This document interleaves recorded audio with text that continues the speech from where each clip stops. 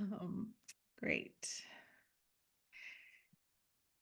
It's my honor to invite and welcome and introduce Dr. Deb Simkin, who will be presenting today. Dr. Simkin has been an integrative psychiatrist for a long time. She's board certified child, adolescent, and adult psychiatrist, has been trained by the Institute of Functional Medicine, as well as neurofeedback.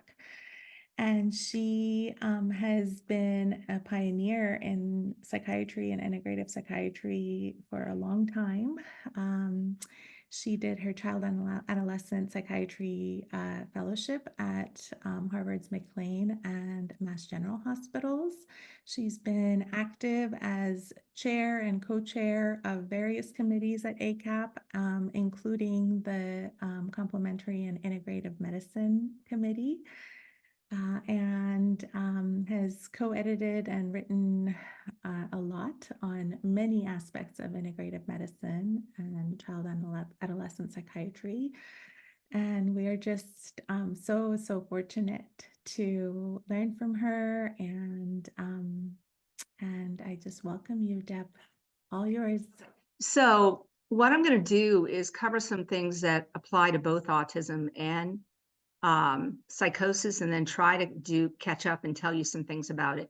I'll probably get through the autism stuff first. The psychosis, I co-wrote Psychosis and Autism and PTSD. I did PTSD myself, but I'll share the table on psychosis because I think it's one of the best tables in the book. But let me just go to the slideshow. So if I'm going through this and I lose you, you'll have a copy of this. Just ask me a question, but we only have what 35 minutes, and this probably would take it 2 hours if I did it really slowly. But so I'm going to start here and basically wait. Why isn't it moving? I don't know why it's not moving. There's something wrong here. Oh, there we go. So there are 3 ways to approach autism. There's neurophysiologically and metabolically. Neurophysiologically, you're talking about decreased pruning that occurs at synapses in the first year of life, excessive local connectivity and reduced long-range connectivity. There's increased excitatory and inhibitory ratios of neurotransmitters and inflammation, and about 20 to 50% of autistic kids will get seizures. The metabolic has to do a lot with mitochondria. For instance, I always look at mold or candida or heavy metals because those can really interfere with the electron transport system. But it also, the mitochondria is influenced by oxidized stress. And you can look at the Krebs cycle and just, for instance, just get a succinate level and a fumarate level. And if your succinate is high and your fumarate is low, you already know something's interfering it, and you have to start exploring it. That's one of the most common reasons for chronic fatigue syndrome, by the way. The mitochondria, of course, can be damaged by oxidative stress through many different areas: medications, heavy metals, toxic chemicals, PBCs, pesticides, gene mutations, shortages of key vitamins and minerals, and certain bacteria and viruses. And here's your old med school electron transport. So you can see certain things in here need to be available. I get CoQ10 levels. Here's niacin, riboflavin, vitamin K, vitamin C. So if you have deficiencies in any of this, you should be treating it. I'm going fast, guys, sorry. But one of the most interesting things in psychosis and in autism, and in fact in depression as well, is the role of methylation cycles. What I always tell people, in the last 7 years, I haven't treated any child or adult for depression with an antidepressant except one, and only because he insisted. If you look at the research domain criteria, which is looking at environmental insults, the age at which the insult occurs, how it causes epigenetic effects, how that affects inflammation, and then you're going to look at, the connectivity in the brain. You're really getting to the source of why we have these disorders. I It's not that I don't believe in DSM, but I think we're in the dark ages when we continue to use it because we're not looking at why we are there. And the whole reason for that was the Flexner report in 1910, which closed all psychiatric hospitals, closed down naturopathy, chiropractors. I mean, the AMA was calling for chiropractors to be jailed at one time. So the research that was in medical schools, and the only thing they would allow for medical schools to be accredited was to teach chronic disease. And so that arena allowed that area to be researched. We fell by the wayside and we're trying to catch up. But I really don't use DSM. I use really the research domain criteria from NIMH. So when you look at folate and methylation cycles, you have to really be aware of several things. This is just one of them, MTHFR, obviously. And you can have the MTHFR can either have AC, CT, TT alleles. If you have MTHFR and you have two T alleles or a CT, you're not going to convert inactive vitamin B9, which is folate, to the active form.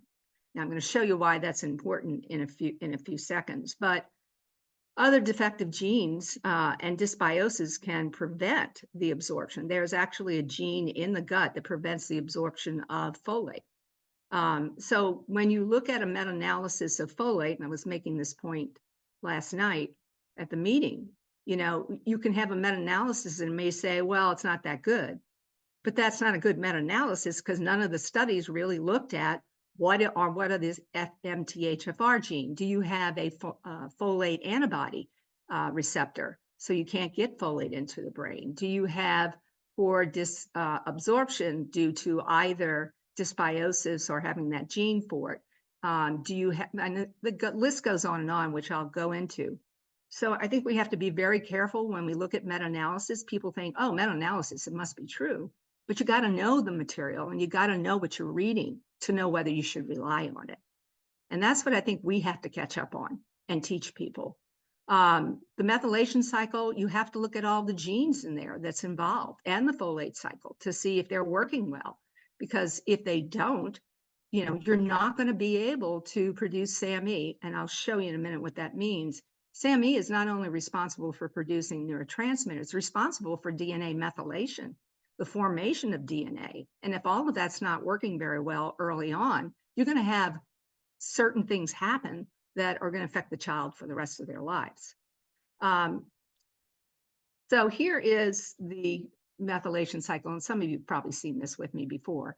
But here is folic acid or folate. It's inactive in this form. It has to be converted to L-methylfolate, which is 5-MTHF. And I'm showing you a little bit more detail here. Usually when we show this, we say, okay, here's DHF. It usually goes directly to THF and then comes over here and goes right here. But there are many other steps in this particular sequence. There's something called DHF, and then it has to become THF, then it has to become N5, N10 methylene THF, and then we finally get here. What is needed here is B6.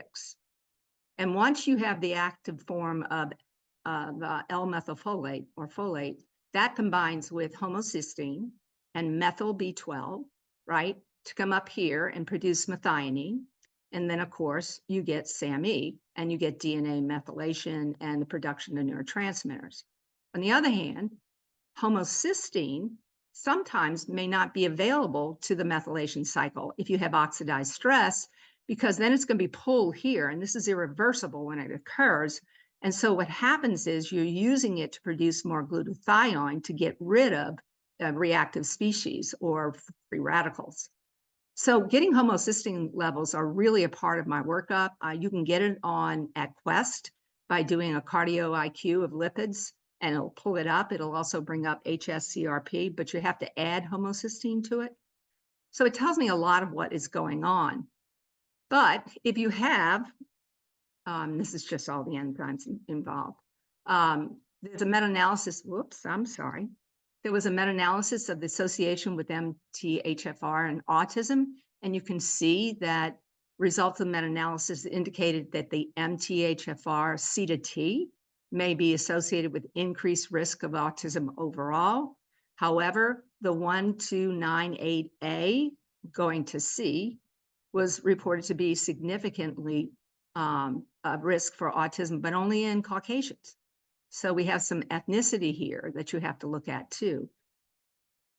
So when you're looking at, this is what I just explained, so you can see here folic acid or folate coming in, MTHFR is then going to produce 5-L-methylfolate that combines with methyl B12, that combines with homocysteine, comes up here and ends up producing your SAMe. But there's a lot more to it. So what then could happen that may not involve these two, the folate and methylation cycle directly, but indirectly? Well, if you're not absorbing B12, if you're not absorbing B9, or you have deficiencies, obviously that's going to be a problem. If you have dysbiosis and you have leaky gut, you may not be absorbing things the way you should. There's genes, again, as I said, one is called the FOH1L, and that is the one that prevents folate from being absorbed even in a healthy gut. If you have the folate receptor antibody, folate cannot enter the brain, and so it's not going to get in. And then, of course, if you have the MTHFR gene for CT, you're only converting from the inactive form of folate to the active form about 35% of the time. If you have TT, you're only converting about 65% of the time. And so you can tell whether everything's working. If you look back here, my homocysteine levels are high, and I've got an MTHFR gene. I know what's going on. It's not being utilized. And the thing you should know about schizophrenia is that high homocysteine levels, and actually in everybody, high homocysteine levels actually cause cognitive problems and make the cognitive problems with schizophrenia worse. But homocysteine levels in your labs may say 4 to 12. Actually, in functional medicine, it has to be 4 to 8. So if it's above 8, you still need to be adding the B6, the B12, and L-methylfolate. You can get a combination of it really cheap, $19 a month at, forget the name of it. Dang it, it'll come to me later, but it's easy to do it that way, and I monitor it. So I'm gonna go back to just showing this for a second. I want you to be familiar with it. Here's your folic acid, comes DHF, becomes THF, then becomes N5N10, methylene THF.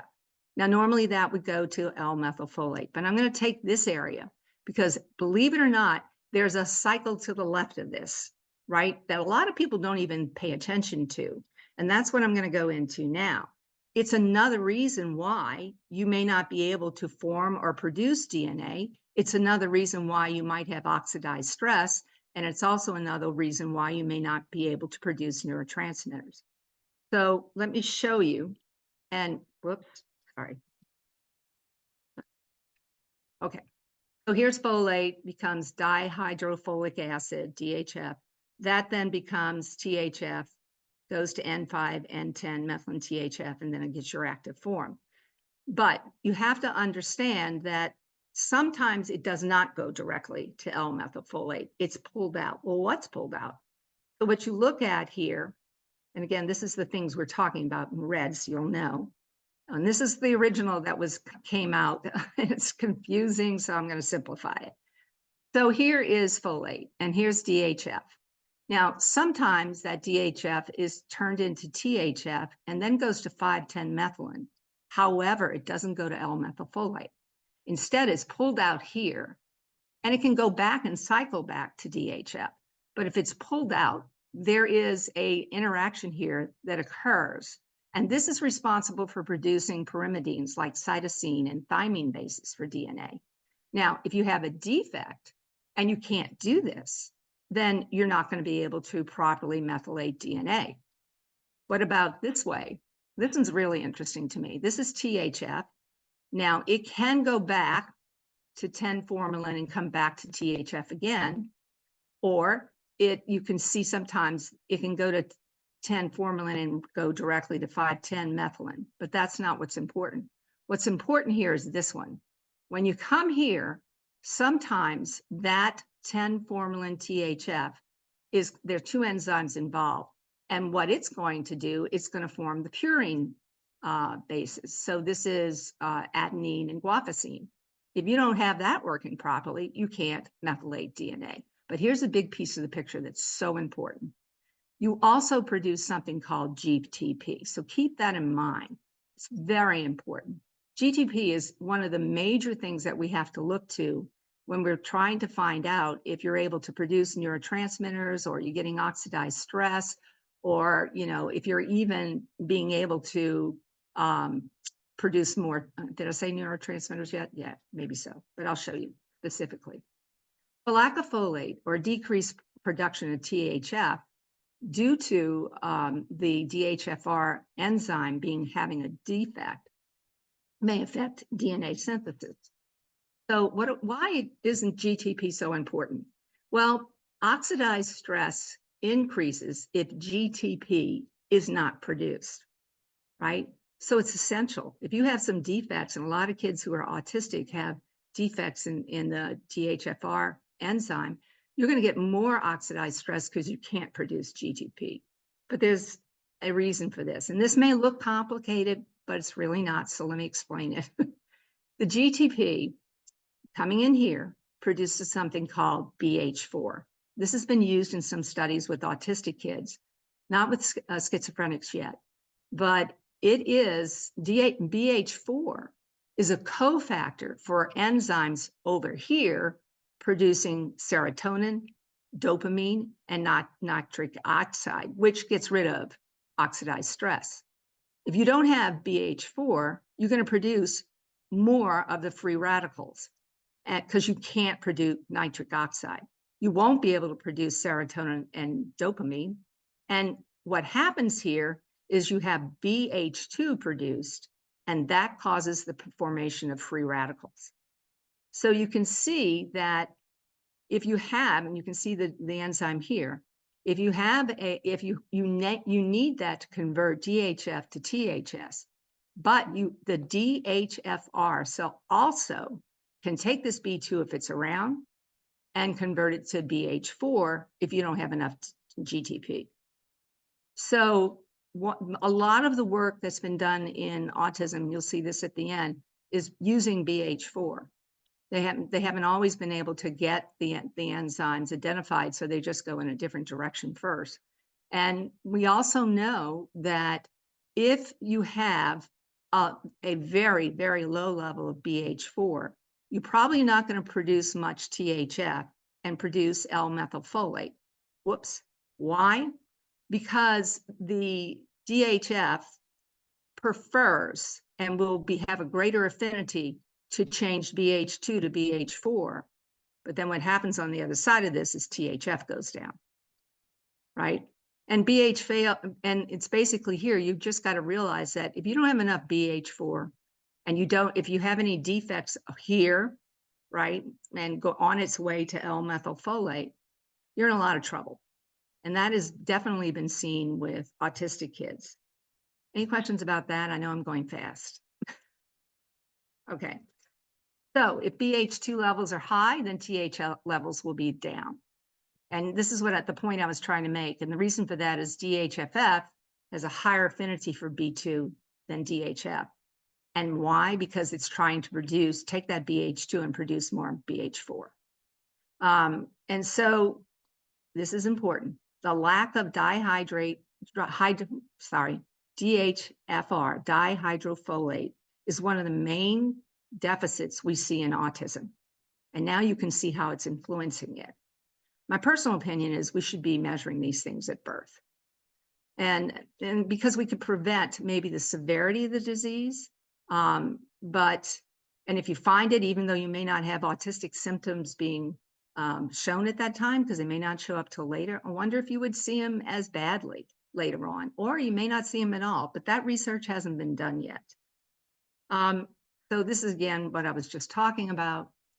So the other thing about oxidative stress is that with oxidative stress, if you have a lot of it, your SAM levels go down for another reason, SAMe. And the reason this happens, I'll show you here, is that if you have a lot of oxidized stress and you don't have a lot of homocysteine, right, because it's being pulled off, it's being pulled off, then SAMe will also be sacrificed.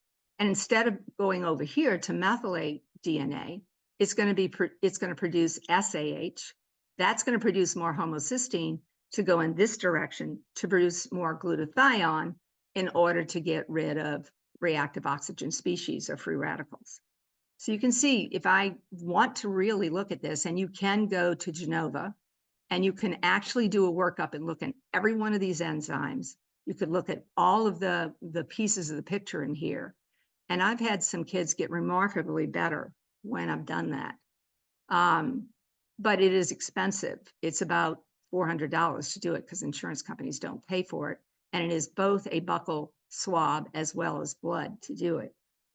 So this is just showing you that how glutathione is used. It's reduced. And by the way, it requires selenium. So I do include that in my initial labs, not only for this, but for thyroid function. And then you are going to neutralize the free radicals. And what's left is oxidized GSSH. Now, if you want to run a GSH to GSSH ratio, you can. If this is really low and this is really high, you know you got a lot of oxidized stress. And you definitely would want to use NAC, because what does NAC do? It increases glutathione, right? And maybe you won't be stealing so much homocysteine from the methylation cycle.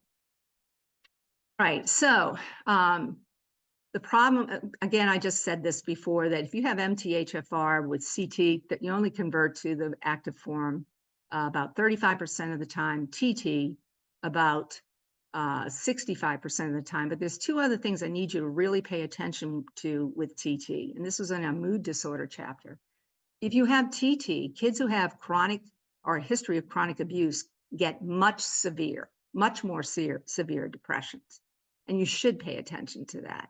But also, if you have two T alleles and your homocysteine level goes up, you're at increased risk for cardiac disease. So this is where functional medicine comes in. We're going to be looking at other systems here, not just as it pertains to psychiatry.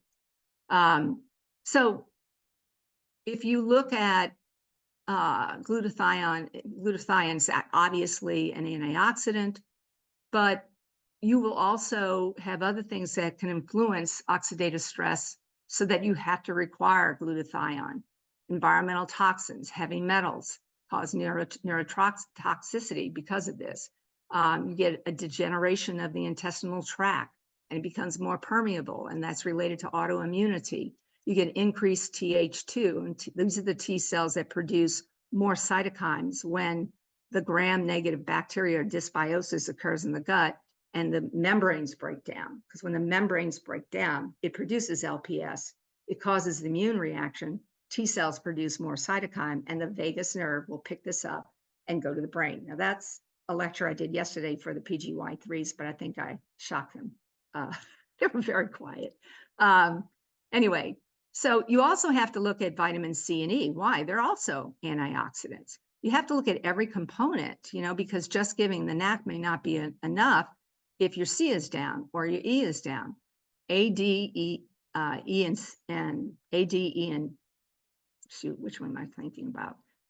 A, D, E, and is it C? Are the one? No, A, D, E, I know, the ones that you have to watch because they are fat soluble, and if it gets too high, it can become toxic. Hey. But what? Thank you, Amelia. Okay, got to have a group here to help me here. Anyway, so when you have decreased methylation, you could see that decreased methylation can occur for many reasons, right? And that's going to cause damage to cells. And by the way, if you do a COMP gene, right? COMP, if you have VAL means that you're breaking down dopamine too fast. MET means you have too much dopamine, and VAL is what most people have. But that VAL means that you're not methylating the DNA. That's another reason it's not happening. And so you would know there's so many pieces of this picture. I could give you my labs and show you what I do, but there's so many pieces of the picture that you really have to slowly start looking at and to maybe prevent yourself from having to use a lot of psychiatric meds.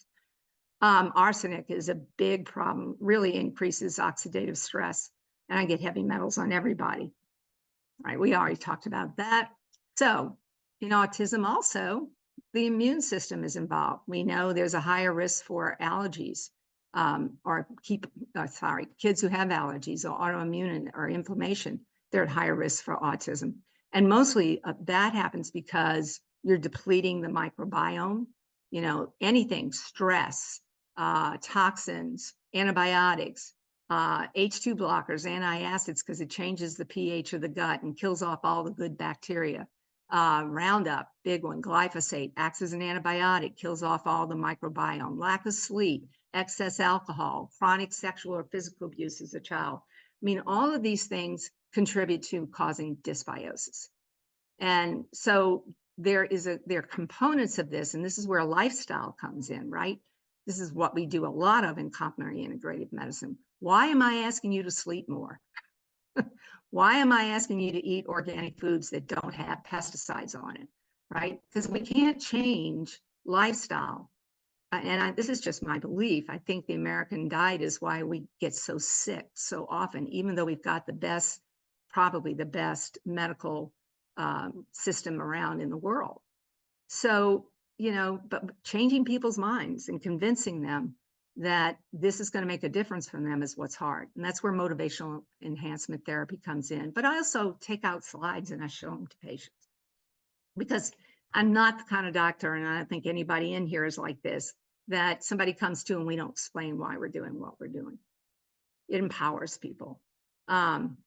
So anytime any of this happens, you're going to have more oxidative stress. Now, the big one with brain HPA hypersensitivity, that definitely is linked to autism and psychosis, but that happens when the vagal nerve picks up, the cytokines that are being produced because of dysbiosis. And what happens is the blood-brain barrier opens up, and you cannot shut down the HPA axis. Why? The cytokines are blocking where cortisol would normally bind to cause negative feedback. But there's also a gene called I'm going to forget it, SKAF5. But either way, you can have chronic abuse as a child under age 7.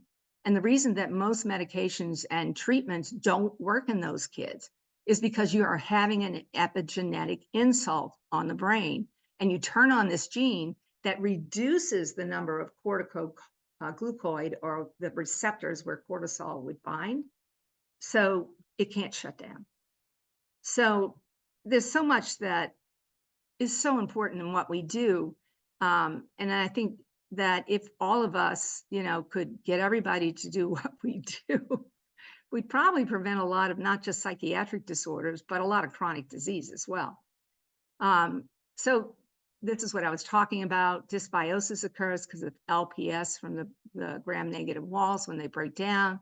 That then crosses the blood-brain barrier. If you don't have good bacteria, you don't have short-chain fatty acids that maintain gut integrity, nor serotonin that does the same. That binds to a dendritic cell. That signals the T cell to produce all these cytokines. And then as the LPS goes in, you cause more of these cytokines to be produced. But here's another thing that you may not know.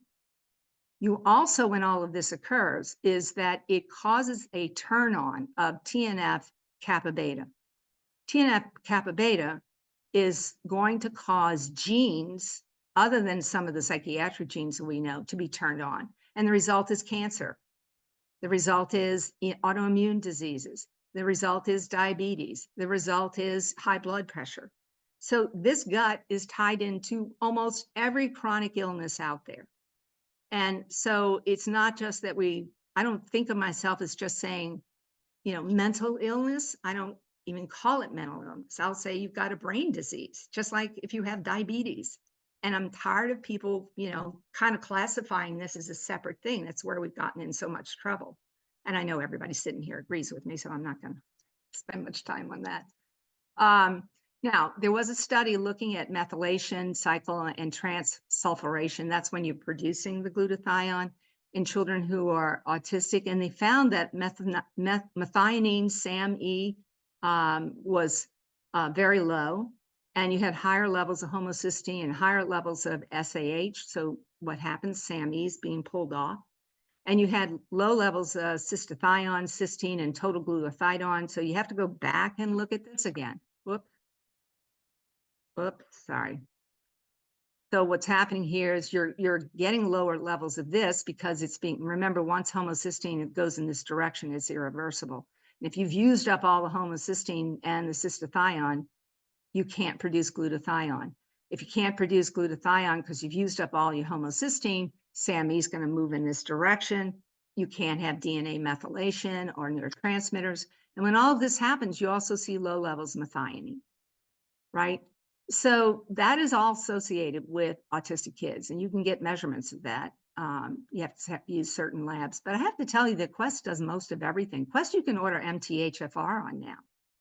I mean, it's really easy. And Quest has a whole, like a Genomind, but the entire genome array now. It's not paid for by every insurance company, but they can do it. So, just as a basic reminder of what I'm trying to say, it's not just MTHFR. It's not just having low folate or low B12. You have to look at what's going on to the left of this, which we talked about. You have to look at whether SAMe can be produced. You have to look at if homocysteine levels are high. I already know that not enough L-methylfolate is being produced. I'm going to have worse cognition. I'm going to have much higher risk for psychosis. And that's why NAC has been found to be so effective in preventing early psychotic episodes. And if you look at the chapter on that, which I co-wrote with Benoit and Bettina, you can see that. But again, I will give you the table on that when we finish today, and I'll send you the slide. This is another one where they took 800 milligrams of folinic acid and bentene. Remember, we were talking about bentene for 3 weeks. And what happens here is that folinic acid can enter the brain if you have a folate receptor antibody, but folate itself cannot enter the brain, right? So bentene, it provides a folate independent pathway for regenerating methionine. So let me show you that. So you can actually take, if you have enough homocysteine, you can actually take this, use bentene, and you can produce more methionine. Again, if you do the folate methylation analysis with Genova, all of this is available with an explanation. This is where folinic acid comes in, right here at the 510 methylene THF. So if you have an antibody to the folate receptor and it can't pass through the blood-brain barrier, this can get in. Now, for the people who can afford to do that, that's about $295. I found a lot of kids with it. They have a folate receptor antibody to the bonding site or the binding site. Bonding is more effective if you have it. You give them folinic acid. And I had one kid we did this with who wasn't speaking very well. A month later, he was speaking really well. And there is some direct correlation to that with research. This is, again, just reminding you where it would come in. So if you find that you have somebody who has a positive folate receptor antibody, you want to use folinic acid. And insurance companies will pay for this if you can prove that. It's called leucovorin, right? Otherwise, it's very expensive. Now, there was another study that showed if you looked at the GSH versus GSSH ratio, there was a twofold increase in GSH being low and GSSH being high. But when they used the folinic acid, that reversed. So you were now able to utilize homocysteine appropriately and not having to pull it off. Also, you can see here, SAMe levels increased. The SAH levels went down. The adenosine levels decreased. That's producing the glutathione. So we can look at other ways to show that this works. You may not have to do all of these, but it's just for you to know that there's research to back this up. I think many of the studies are very small right now and they have to be larger. But because of this, I've seen some remarkable changes in kids. I've had kids who, I don't know if you guys know this, but there is something called megacisterna magna. And it is one of the least, they thought it was one of the least problems for having arachnoid cysts. But it turns out that there's a high level of psychosis in those kids. And so what I've been doing with them is using the methylation and folate cycle and look at all these things to try to change it. And two of them gotten remarkably well. Usually they're destined to have psychosis and cognitive problems the rest of their life. You can also look at markers for oxidative stress. And so I'm not going to go into this, but you can also look into lactate pyruvate levels in the Krebs cycle to see if maybe it's being disrupted, because that means a lot of oxidized stress is also going on. Well, Deb, this is Deb, can I pause just for a moment? Mhm. Just because we're getting close to the end of the hour and I see some questions, because I think you've Oh, probably brought up more questions than for people hearing this presentation. So just because it kind of is a basic, can you share a little bit about your background, where you got training, if people want to learn more about this, especially since you're a child and adolescent psychiatrist, where you suggest to kind of dive deeper in this functional medicine from a I mean, I think everybody should get certified in complementary integrative medicine, but I do think functional medicine is the way to go. Now, are they going to really be able to help you as much as in psychiatry? No, but all of the information about the effects of the leaky gut and things like that can then be utilized in what we know in complementary integrative medicine, right? And what you're doing with functional medicine is you're looking at antecedents. You're looking for genetic predisposition or family history. Then you're looking for triggers. Did they have some chronic, or did they have some environmental insult? And what age did it occur, right? Was there other things that happened? Did they get really ill? I have a kid who had cancer and had to have 2 bouts of chemotherapy by the time he came to me. And, those environmental insults really wreaked havoc on him. But you look at that, you look at the triggers, and then you look for things that sustain it. So diabetes, right? Lack of sleep, all the chronic diseases sustain the inability for us to use medications, and medications will never be as effective if you're not looking at that as well. So I think getting certified in functional medicine and then taking what we know in complementary integrative medicine is the best combination, right? Because So can you quite share a little bit honestly, about where you went to get training? Because there's several places for functional medicine to get trained. I like the Institute of Functional Medicine because I'll tell you, it took me 2 years to do it because you got to review all your internal medicine again. And you have modules you have to go through, and they go in tremendous detail.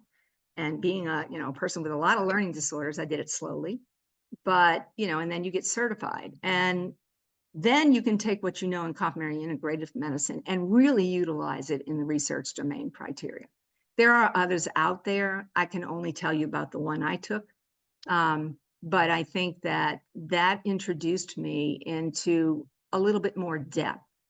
I don't think if I hadn't had the integrative medicine certification, I don't think I would have been able to apply it as well. Because quite honestly, at the Institute of Functional Medicine, I don't think they do a good job in terms of psychiatry. They do a good job in terms of chronic disease, but that applies to psychiatry, And right? where do you suggest people, I mean, there's lots of places out there. Where did you get training in integrative medicine or Oh, complementary? I did the original integrative medicine with ABI-HM, and really got upset with myself because I realized I couldn't get boarded in integrative medicine because I didn't know I was supposed to be grandfathered in. I actually called Nosheen and said, "Now, does this mean I have to take a fellowship?" She said, "No, I don't think so."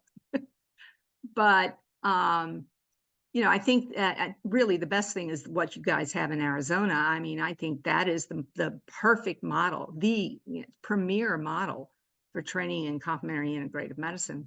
And I don't think there's any other better program out there, to be honest with you. There's a lot of them, but I don't think they would apply to psychiatry as much as the one in Arizona. I And then mean, that's my feeling. just as the last question, because I know we're already over time, but Claudia, Dr. Chapa asked, what book are you referring to? You've been talking about a book, and I know what book you're talking about. But Yeah, please share. because we were all co-authors on it. Okay, so it's called Complementary Integrative Medicine and Child and Adolescent Psychiatric Disorders. It's by Elsevier. It's actually our second version of this. We did the first ones in 2013 and 2014. This is much better because we graded the research in terms of meta-analysis, and then which had to have 2 or more RCTs with kids, but we went up to age 25. And then you had to have the second rating was 2 RCTs or more, and the third was 1 RTC. I think specifically if people are looking for, correct me if I'm wrong, but you would look for the pediatric clinics of North America. Yes, and Elsevier. But if you Google that, it pops up. I'm Okay. sorry. Thank you for reminding me. But I want to say something real quick about folate. If you find somebody with and you can look through the slides and see this, if you find somebody with a folate receptor antibody and they're drinking milk, you're not going to help the kid at all, because the antibody still stays high even if you're taking folic acid, because the milk is what's causing the antibody to stay high. There's been research, you'll see it in the rest of these slides. So just real quick, I know we got to go. Let me just tell you what else is important here. So this is all the studies on it. What are the things that are important? Well, you know about folinic acid supplementation, omega-3s. And this is what I was telling everybody about. You can't just look at folate. You have to see if there's MTHFR genes. You have to look at, MS, which utilizes B12 and homocysteine. If you got a defect there, you're going to have a problem. And you also have MTRR, which means if you can't remethylate B12 to be utilized, that's the enzyme that does it, then you're not going to be able to produce SAMe. So again, all of that is, and this is the one I was telling you about that prevents at the bottom, FOLH1. That's the one that prevents folate from being absorbed from the gut. So, this is the research domain criteria. And you can see it here. Here is the MTR. Here's the one that takes the oxidized B12 and remethylates it. That's MTRR. You can look at every one of those enzymes in all these substrates in the Genova test. What about melatonin? Why? Why does it work in autism? Because most kids who have autism, great number of them, have a defect in this particular gene right here. And so that's why you need to give them melatonin.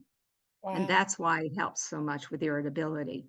When you look at omega-3 fatty acids, you really need to know, and I think I'm preaching to the choir here, you have to have a 2-to-1 ratio of EPA to DHA. That's been recommended by research internationally, and it has to be at least 2,000 milligrams. So again, when you look at a meta-analysis and it says, oh, omega-3s don't work, look at what they used, right? Vitamin Deb, D. would it be possible for you to send us these slides so we can send them out? Oh, absolutely. Okay, because I think And some then, people might have to run. yeah, go ahead.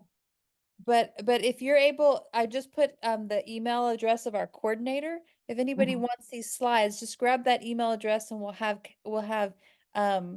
Deb send them to us, because there's clearly a wealth of knowledge and it didn't do you justice to give you 35 minutes. So we'll have to have you back. But thank you. But that's okay. Thank you very much. I mean, if you have any further questions, my email, if you have a pen, is deb62288, my son's birthday, and don't laugh, at AOL.com. Deb622.